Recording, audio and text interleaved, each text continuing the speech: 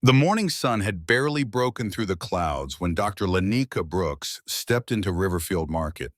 Clad in a soft charcoal hoodie and blue jeans, she looked like any other shopper preparing for a quiet Sunday brunch. But Riverfield wasn't just any neighborhood. It was old money, manicured hedges, and unspoken rules about who belonged. Lanika moved through the aisles with calm purpose, her movements graceful, almost surgical. She wasn't here to be seen. She was here for fresh thyme and pomegranate juice, simple ingredients for the recipe she planned to make for her husband, Colonel David Brooks, who had just returned from deployment. As she reached for a bunch of herbs in the produce section, she felt it, that sharp, familiar awareness, a gaze, lingering, judging. Across the aisle, a woman in designer heels and pearls was watching her, not in curiosity, but in cautious calculation. Lanika gave a polite smile, the kind black women have learned to wear like armor. The woman did not smile back.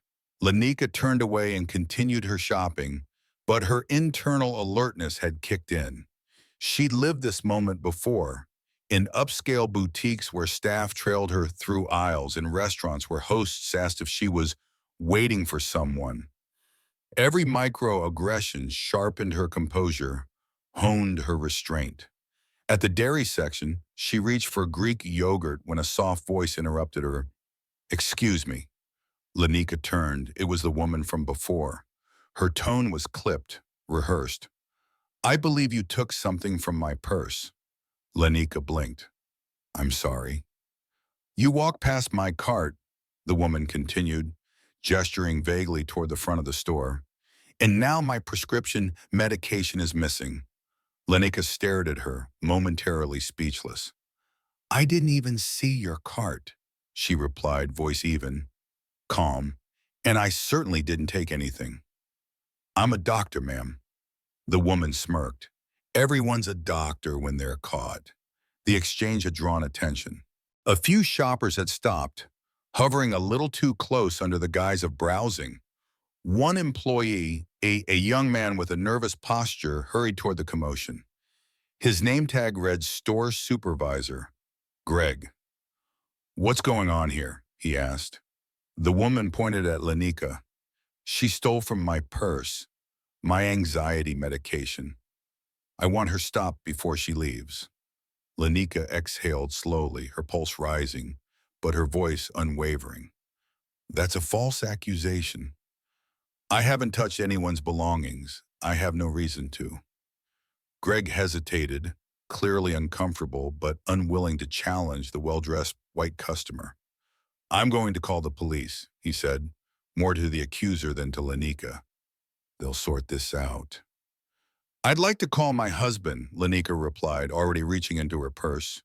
But before her fingers could touch her phone, Greg stepped forward. "Please keep your hands where I can see them." The implication was unmistakable. A moment ago, she was a customer. Now she was a threat.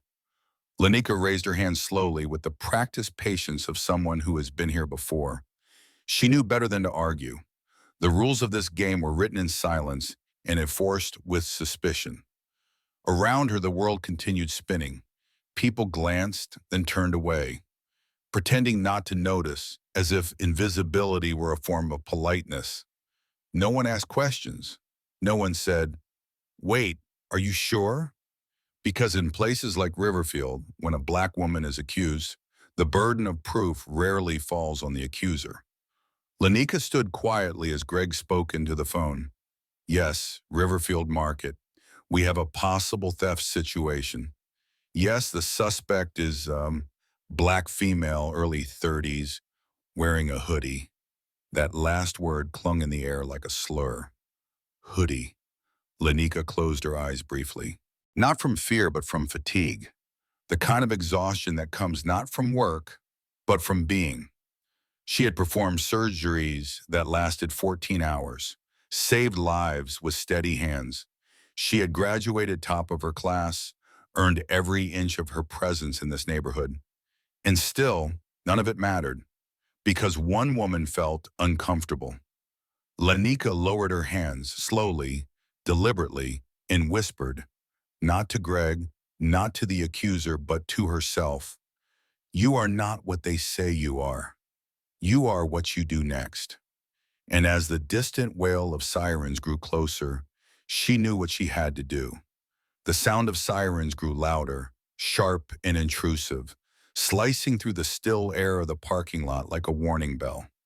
Lanika stood near the entrance of Riverfield Market, flanked by the store manager and the silent crowd of shoppers who had found sudden fascination in their phones, price tags, and produce bins. Two patrol officers stepped out of the cruiser. Officer Brent Mallory adjusted his sunglasses before his boots hit the ground. He was broad-shouldered, clean-shaven, and walked like someone whose authority had never been questioned. Officer Kyle Jensen followed a step behind, leaner, younger, and quieter, but his eyes scanned Lanika with immediate skepticism. "Which one is it?" Mallory asked the manager flatly. Greg pointed. "That's her, Dr. Lanika Brooks." "Doctor, huh?" Mallory repeated with the subtle curl of sarcasm on his lips. "We'll see about that." Lanika didn't flinch.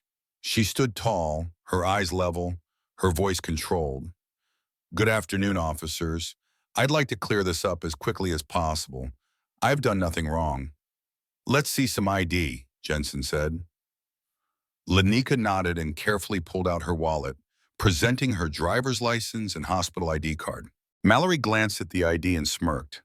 "Riverfield? You live here?" "Yes, my husband and I moved in 2 months ago. He's an active duty colonel stationed at Fort Liberty." "Is that so?" Mallory said, unimpressed. "Well, someone says you stole prescription medication from her purse. We're obligated to investigate." "Based on what?" Lanika asked, her tone still even but firmer now. "No witness, no video, just one accusation. Did anyone even look at the store cameras?" Mallory stepped closer. "Ma'am, you're not in a position to ask questions. If you cooperate, this'll be over quicker." "I am cooperating," she said, "and I'd like to call my husband now." "Not yet," Jensen interrupted, already reaching for the cuffs. Lanika backed one step away. "I am a surgeon. Please. My hands are my profession." "You'll get them back," Mallory said coldly, and with a swift, practiced motion, spun her around and cuffed her wrists. Hard. She winced. Phones came up now, not to help, but to record. The crowd, which had shrunk in presence but swelled in attention, stood frozen. Not one voice spoke up. As the officers began walking Lanika through the sliding glass doors, her breath caught in her throat, not from the cold steel around her wrists, but from the humiliation bleeding into every fiber of her dignity.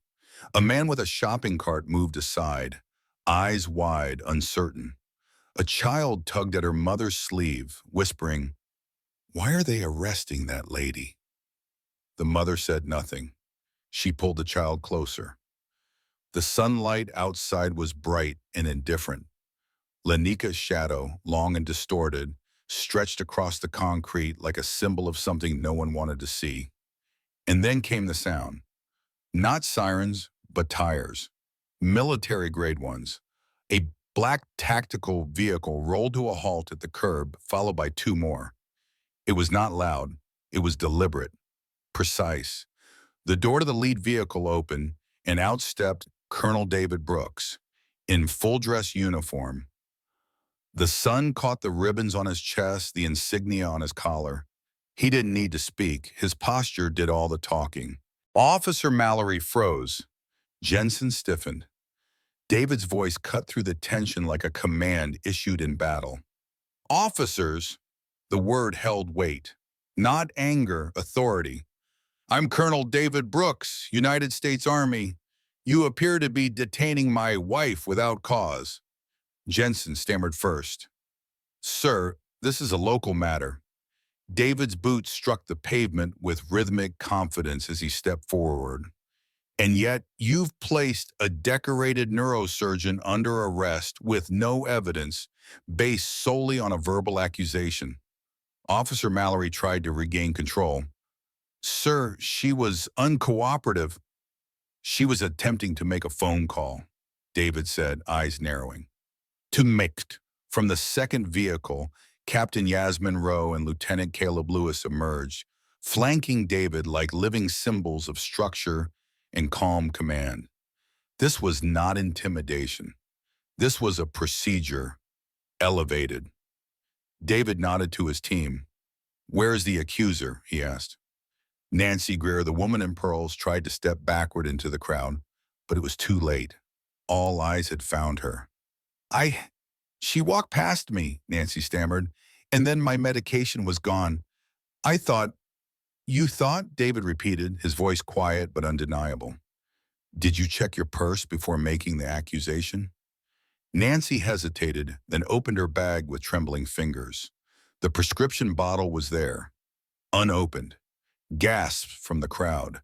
Mallory's jaw tightened. "We still need to complete an investigation." David didn't raise his voice. He didn't need to. "You will, after you remove those handcuffs. Now." The silence that followed felt louder than any siren. Officer Jensen stepped forward, key in hand. With a reluctant click, the cuffs fell away from Lanika's wrists. David stepped beside her, gently taking her arm, examining the bruising already blooming across her skin. "Are you hurt?" Lanika met his eyes. "No, but I am not okay." David nodded once, turning back to the officers. "This isn't over," he said, and everyone watching knew he meant it. The crowd that once watched in silence had now turned into an unspoken jury. Mothers clutched their children. A few people lowered their phones. Some quietly slipped away, ashamed of their stillness, but the majority remained, drawn by something they couldn't yet name. Justice, accountability, or perhaps the deep human need to witness when the tide turns. Lanika flexed her fingers slowly. The sharp pain, where the cuffs had bitten into her wrists, reminded her just how fragile even the strongest hands could feel under force. "Lanika," David whispered, "we'll get you checked." She shook her head. "I'm fine." But the words were brittle. Suddenly, a sound cracked through the crowd, a loud, guttural gasp, followed by the shuffling thud of a body hitting pavement. People turned toward the source. Near the front of the crowd, an elderly black man had collapsed. "Call an ambulance!" someone shouted. Without thinking, without pausing, Lanika was already moving. Her body, trained by years in operating rooms and trauma bays, moved faster than her mind. Knees hitting pavement, fingers checking pulse. Instinct overrides everything. "I'm Dr. Brooks," she called. "Step back. I need space." Captain Rowe immediately cleared a perimeter, her military voice cutting through panic. "Everyone take 3 step back." Now, the man was in his 70s, pale, sweating, lips slightly blue. "Crushing chest pain," he mumbled. "Like, wait." Lanika nodded, her voice steady, clinical. "Likely myocardial infarction. Caleb, I need aspirin if anyone has it." Lieutenant Lewis turned on his heel toward the pharmacy entrance. Lanika began chest compressions. 1,000. 2, 1,000. 3. The officers who had cuffed her moments ago now stood useless at the edge of the scene, watching a woman they had humiliated take command with nothing but purpose and precision. The irony was a wound in the open air. Officer Mallory looked toward David. "She shouldn't be doing this. Not without gloves. Not—" "She is doing this," David replied without taking his eyes off his wife. "And she's saving a man's life. What are you doing?" Someone handed her a small packet, baby aspirin. She crushed 2 pills gently into the man's mouth, lifting his head just enough to help him swallow. "Keep your eyes on me," she told the man. "Tell me your name." "Walter. Jenkins." "Walter, you're going to be okay. Help is on the way." When the ambulance arrived 3 minutes later, Lanika had stabilized his vitals. The paramedics recognized her immediately. Brooks? She nodded once. You again, the lead medic said with a strained smile. Third time this month. Lanika stood and backed away. Her jeans were scuffed. Her hoodie was stained with dust. She looked nothing like the title that followed her name. But everyone who had just witnessed her knew exactly who she was. As the paramedics loaded Walter into the vehicle, he caught her wrist weakly. I saw what they did to you, he whispered. Wanted to say something, but was afraid. Lanika offered the smallest smile. Don't worry, you just said something that mattered. Then the sirens faded and the world seemed to hold its breath again. Greg, the store manager, approached, holding a clipboard and a trembling smile. Brooks, this has all been a terrible misunderstanding. Perhaps we can resolve this quietly with a gift card or David turned to face him. You parroted a lie without question. You threatened my wife's body and her dignity. There will be no quiet resolution. Greg shrank back. Nancy Greer, who had remained rooted near the entrance, finally stepped forward. I think I made a mistake, she mumbled. David raised a hand. Save it. You didn't make a mistake. You made a choice. And now we will make ours. Lanika looked at the crowd. If you recorded anything, don't delete it. Share it. Witnessing isn't enough. Remembering is a responsibility. Several heads nodded. Phones stayed in their hands. Silence became solidarity. David glanced down at his watch, then at Lanika. How long until your next surgery? She blinked. My shift starts in 40 minutes. They'll need me. One of the residents is out today. David looked to Officer Jensen, then to Mallory. Then we'll need an escort. Mallory's brow lifted. Excuse me? You heard me. You will escort Dr. Brooks to the hospital with lights and clearance, and you'll do it now. For a long moment, neither officer moved, until a voice cut through from behind. I suggest you follow the order, officers, came the voice of Police Chief Raymond Keyes, who had just stepped from an unmarked vehicle at the curb. Mallory and Jensen turned pale. Lanika didn't even glance at them as she walked past. Her steps were tired, but her posture unbroken, because she had already reclaimed what they tried to strip from her. And now the world was watching. The police cruiser moved faster than it ever had for her. Sirens cleared the way down Riverfield Boulevard, slicing through intersections with urgent authority. Lanika sat in the back seat, hands resting in her lap, eyes fixed on the passing blur of tree-lined streets and brick mansions. She could see Officer Jensen checking the mirror occasionally, perhaps seeking a sign of forgiveness. He'd find none. She wasn't angry, not in this moment. She was simply tired and focused. ETA 5 minutes, he muttered to his partner. Lanika didn't respond. Her thoughts were already at the hospital with the 16-year-old boy whose brain scans she had reviewed only hours earlier. A growing subdural hematoma pressing against the delicate folds of his mind. He didn't care about her hoodie or her zip code. He needed her hands, and that was reason enough. When the cruiser pulled up to Atlanta General's emergency bay, the medical team was already waiting.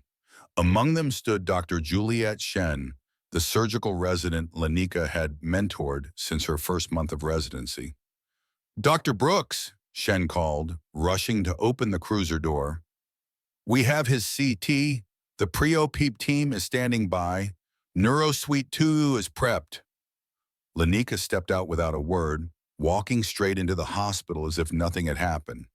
And in a way, nothing had, at least nothing new. Inside the OR, the lights were clinical, sharp, unfeeling. And yet Lanika had always found comfort in their honesty. Here, there were no sideways glances, no racial assumptions, just bone, blood, brain, and time. As she scrubbed in, her fingers trembled ever so slightly, not from fear, but from the ghost of steel that had gripped them hours earlier. Her assistant handed her the gloves gently, recognizing the bruises beneath. The procedure began, and with every suture, every measured movement, she stitched back together more than just tissue. She was repairing a life, but also reclaiming control, not just over her patient's body, but over her narrative. When she emerged 4 hours later, she was soaked in sweat, but steady. The surgery had gone flawlessly. The boy would live. Back in the locker room, Lanika sat alone for a moment. The sterile silence offered her something the parking lot had not: privacy. She stared at her reflection. The slight cut on her cheekbone, the imprint of the cuffs on her wrists, is now faintly visible. Her face was calm, her eyes not angry, but resolute. She took a slow breath. Then the door opened. Juliet stepped in. "They're saying you saved 2 lives today." Lanika allowed a smile to flicker. "Just doing my job," she said softly. Juliet sat beside her. "The team's behind you. We all saw the videos. And the board's meeting is tomorrow morning. Dr. Alvarez is furious." Lanika nodded. "Good. But this isn't just about me." Meanwhile, in a quiet corner of the hospital, Colonel David Brooks sat across from Attorney Reuben Price. On the table between them, 2 hard drives, a flash drive, printed transcripts, and a legal pad filled with notes. "This is no longer just a civil case," Reuben said. "We're entering civil rights territory. Possible criminal misconduct. Possibly a conspiracy." David's jaw tightened. They didn't just act on prejudice. They acted on the procedure. That's the danger. Reuben nodded grimly. "And we're going to expose it." Captain Yaz Monroe entered, handing David a new file. "We've confirmed it. Officer Mallory has 7 use-of-force complaints, 5 involving black residents. Officer Jensen has 3. "And nothing was done?" David asked. Rose shook her head. "Internal reviews cleared them all. But you'll want to see who signed off." David opened the folder, and there it was: George Mallory, father of Officer Brent Mallory, president of the Atlanta Police Union. The same man who had once campaigned against community interference in police operations. The same man who, within the hour, would call Lanika's phone from an unlisted number. She let it ring once, twice, then answered. "Dr. Brooks," said a voice too calm, too polished. "This is George Mallory. I hope you're doing well after today's misunderstanding." Lanika said nothing. "You must understand," he continued, "that if you pursue this legally, there could be complications for you, your husband, and your hospital. Sometimes these things are best left quiet, for everyone's sake." Lanika's voice was razor-sharp and low. "This call is being recorded." A pause. "You're making a mistake," he said, cold now. "No," she replied. "You did." She ended the call, then calmly handed her phone to Reuben. "Get it transcribed and send it to every relevant agency." That night, as the city exhaled into darkness, the Brooks residence remained lit. David sat at his desk, scanning legal files and coordinating statements. Lanika stood by the window, watching as a nondescript black vehicle drove slowly past their house for the 3rd time in an hour. "Not our security detail," she murmured. "No," David replied, standing beside her, "but I've already logged the plates." They watched the car disappear into the night. There was fear, but it did not define them. What defined them was the choice they made next: to speak, to fight, to hold the silence accountable. Morning arrived not gently, but with purpose. By 8 o'clock a.m., the front steps of Atlanta General were surrounded by reporters, legal observers, and civilians holding signs that read, "Dignity has no dress code. Doctors, not suspects. Accountability starts here." Inside, Dr. Lanika Brooks stood at the podium, flanked by her husband, Colonel David Brooks, civil rights attorney Reuben Price, and several senior physicians from the hospital board. She wore her white coat, not as armor, but as truth. She began without notes. "3 days ago, I was accused of stealing medication without a shred of evidence. I was handcuffed, humiliated, and silenced.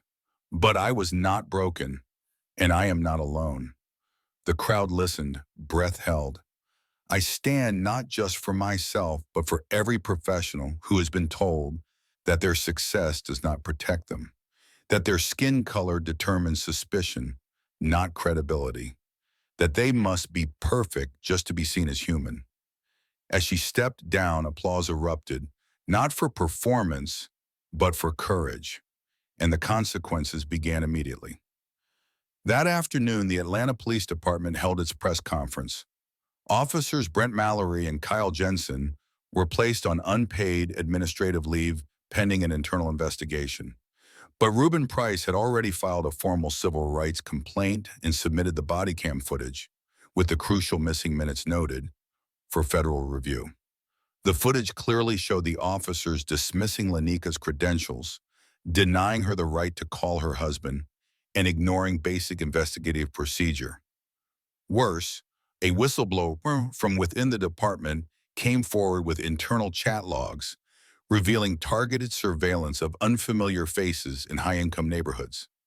Lanika's name had been flagged the day she moved in. The implications were staggering. The next domino fell harder.